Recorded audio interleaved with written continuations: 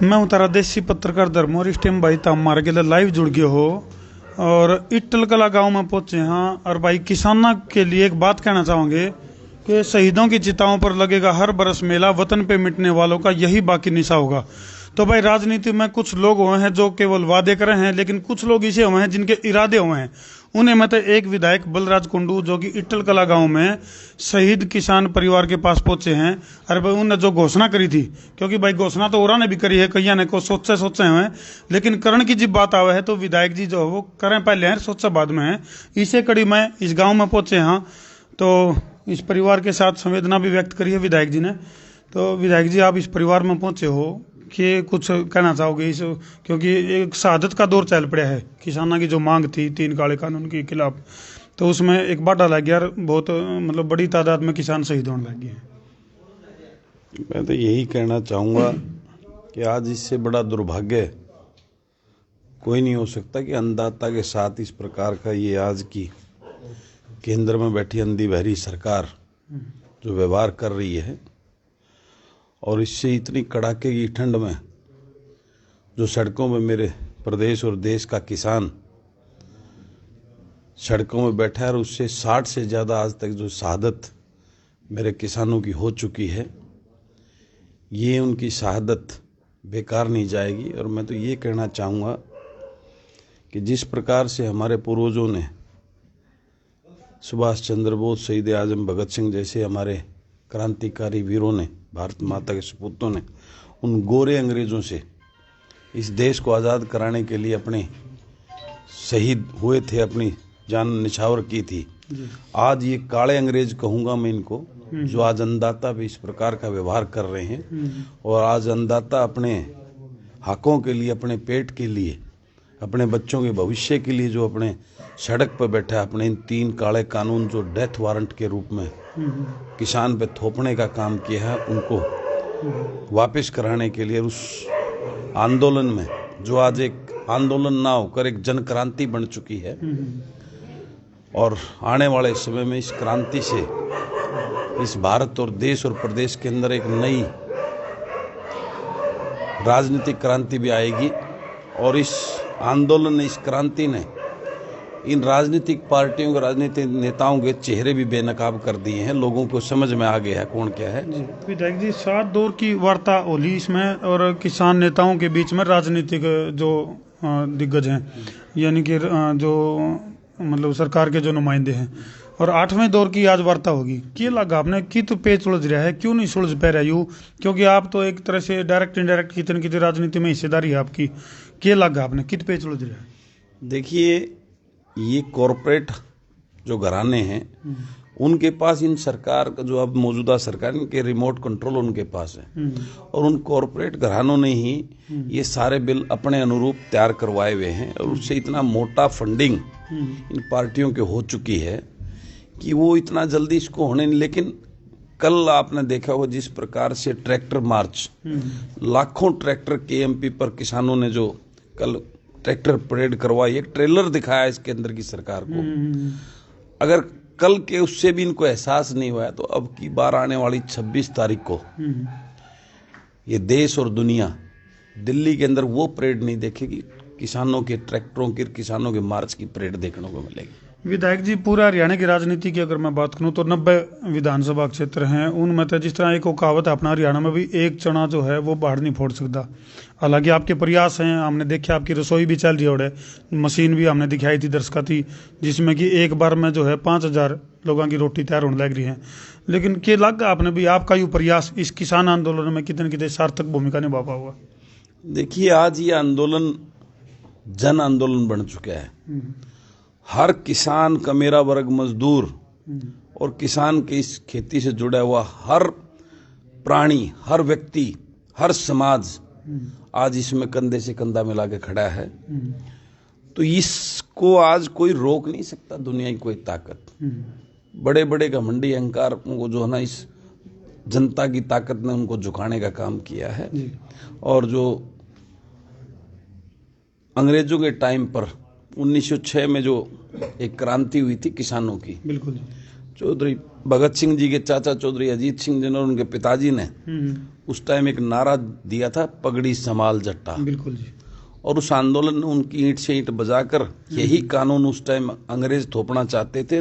किसान की जो है ना भूमि को ऊपर कब्जा करना चाहते थे, उसको मजदूर बनाने के लिए उस अंग्रेजों को छक्के छुड़ाकर उनकी नाक रगड़वा के उस काले कानून वापस करवाने का काम किया। आज वही अन्नदाता किसान वहाँ आपको देखने को मिलेंगे किस प्रकार 90-90 साल के बुजुर्ग, 100-100 साल के, 80-80 साल की हमारी माताएं, हमारी बहनें, युवा हमारा साथी सब कुछ, और जो शहादत हो रही है, ये शहादत उनके अंदर एक नई जोश और उनके अंदर वो भरने का काम कर रहे हैं। इससे कोई डिमोरलाइज नहीं, दिन प्रतिदिन उनका जोश और उनके हौसले बुलंद होते जा रहे हैं। दुनिया की कोई ताकत नहीं, मोदी जी की क्या हिम्मत है, उनको आज नहीं तो कल झुकना पड़ेगा। और ये तीनों काले कानून जो किसान के लिए एक डेथ वारंट की तरह हैं, इनको वापस लेकर एपीएमसी एक्ट को लागू कर एमएसपी कानून बनाना ही पड़ेगा। इसके ऊपर कोई समझौता किसान करने वाला नहीं है।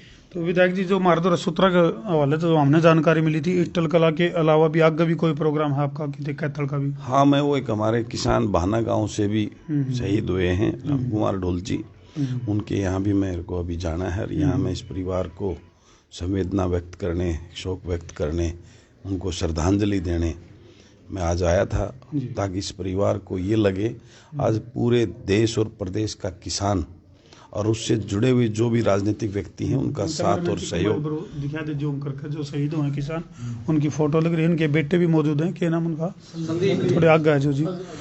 तो विधायक जी, अगर मान लो जरूरत और ज़्यादा आंदोलन अगर लंबा चला है, क्योंकि 26 जनवरी तक क्या भी ऐलान कर रखा किसानों ने, तो उसमें अगर मान लो और ज़रूरत पड़ी आपके सहयोग की, किसानों को किस हद तक आप सहयोग करने के लिए तैयार हो? हालांकि हमने वो आपकी, मैं फिर बताऊंगा, रसोई भी दिखाई थी, जो बिल्कुल बैरिकेटिंग का सबसे पहला जो मेट्रो का पिलर है, वहाँ आपकी रसोई चल रही है कंटिन्यू। तो और जब मान लो आगे जरूरत पड़ी तो किस हद तक सहयोग करोगे? देखिए, मैं किसान का बेटा हूँ, जो मैं जितना मेरे अंदर सामर्थ्य है उससे बढ़कर मैं अपने इस किसान परिवारों के साथ में, ये तो मेरी भी डिमांड है, मेरे बच्चों को भी मेरी वो जमीन का हक चाहिए जो ये छीनना चाहते हैं। तो मैं, ये सब की लड़ाई है, तो मैं आखिरी अपने उसकी सांस तक अपने किसान परिवार के साथ उनके साथ खड़ा हूँ, और हर जो मैं पूरा कर सकूं वो अपनी तरफ से पूर्ण करने का काम। शोक सभा में आप जब बैठे थे तो एक बात कही आपने, भाई राजा बनाने की परंपरा छोड़कर अपने लिए वकील बनाओ, यह बात क्या है? इसका मतलब क्या है? थोड़ा दर्शकों ने समझाया। देखिए, ये तो जब भी पुराने आंदोलन, क्रांति आप उठा के देखेंगे, जेपी आंदोलन जब हुआ था वो भी जन आंदोलन था पूरे देश के अंदर। उसके बाद आप देखेंगे तो पूरा इतिहास पढ़ेंगे तो अनेकों जो है एक नए नेता उस आंदोलन से इस देश और प्रदेश में मिले थे जी। इसी प्रकार से इस आंदोलन, इस क्रांति से भी लोगों के सामने इन सारे राजनीतिक दलों के नेताओं के चेहरे असली, वे कौन कितना किसान हितैषी, वो सब इनके सबको समझ में आ चुकी है।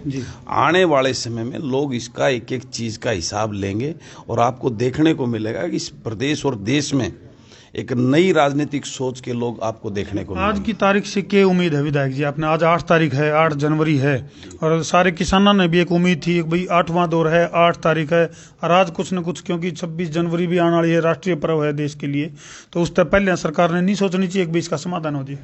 निश्चित रूप से सरकार सोचेगी। और रही बात, मैं आपको एक बात बता दूं, किसान आज उस लेवल पे बैठा है। मैं आपको एक छोटा सा बात बताता हूँ। 3 दिन पहले मैं टिकरी बॉर्डर पे था, 3 सरपंच मेरे से मिलने आए पंजाब के, ये मोगा के पास गांव थे उनके, और वो बड़े सीरियस होकर बात करने लग गए। ये बात है 3 तारीख की, 4 तारीख को भी बैठक थी, और उन्होंने यही सवाल किया, विधायक जी कल की बैठक में क्या होगा? मैंने कहा अभी इतना जल्दी वो मत करो, कहना जल्दी नहीं है। मैं तो इसलिए पूछ रहा था, अगर कल ये बैठक में फैसला नहीं होता तो मुझे अपने बेटे की शादी करनी है। अगर ये लंबा चलता तो मैं सोच रहा हूँ बेटे को, लड़की वालों को यहीं बुलाकर यहीं टिकरी बॉर्डर पर शादी करूंगा। तो इस बात से आप अंदाजा लगा लो वो कितने जज्बात मजबूती के साथ में हैं। तो वो जब तक ये किसान को उसका हक नहीं मिल जाएगा वो इसको उठने वाले नहीं, उनको कोई जल्दी नहीं है। ये आज की बैठक में हो या 10 बैठक और हो या कब हो, बात मुद्दा ये है, सफलता जब की। तक किसान को उसका हक नहीं मिलेगा जी और ये एमएसपी कानून लागू नहीं होगा, एपीएमसी एक्ट लागू नहीं होगा, तब तक किसान यहाँ से उठने वाला नहीं है। चलो, शहीद किसान के बेटे भी मर गए मौजूद हैं। क्या नाम है जी आपका? संदीप। संदीप भाई, कितनी उम्र थी आपके पिताजी की? उसकी 62 साल। 62। तो क्या दिक्कत हुई थी, कि मामला हुआ था और कहाँ की घटना है ये? ये टिकरी बॉर्डर की घटना है। किसान आंदोलन में जा रहे थे, रात को 8 फैल हो गया उसको। अच्छा, रात को ठंड बहुत ज्यादा, ठंड की वजह से वहाँ पे। जी। तो भाई वही बात है, ये एक मैसेज है उन राजनेताओं के लिए भी, बहुत बड़ा संदेश है जो केवल वादे वादे कर रहे हैं या पत्थर लुवाले हैं, लेकिन करण की जब बात आवे है तो कितने कितने 5 खींच ले हैं। तो वाक्य में हम जो है मुंह पर वैसे हालांकि तारीफ करनी नहीं चाहिए, लेकिन विधायक जी का ये जो कदम है, हालांकि देखो 2 लाख रुपए वैसे विधायक जी खुद भी कह रहे थे कि कोई बहुत बड़ी अमाउंट नहीं है, लेकिन एक यूं है कि परिवार के साथ खड़ा दिखा आदमी तो हौसला बढ़े उसमें, तो हौसला बढ़ेगा तो घोसला बचेगा भाई। अरे या घोसला बचाने की लड़ाई है या हमारी सबकी लड़ाई है। तो इस वीडियो ने जहाँ तक शेयर कर दो कि विधायक बलराज कुंडू का जो यू कदम है, किसानों के साथ, शहीद परिवारों के साथ जो खड़े होने का जो कदम है, बहुत महत्वपूर्ण है और इसी कारण यह लड़ाई या जंग जो है जीती जाओगी भाई। तो इस वीडियो ना कर दो ज़्यादा से ज़्यादा शेयर। मैं हूँ तारा देसी पत्रकार धर्मू। जय जवान जय किसान।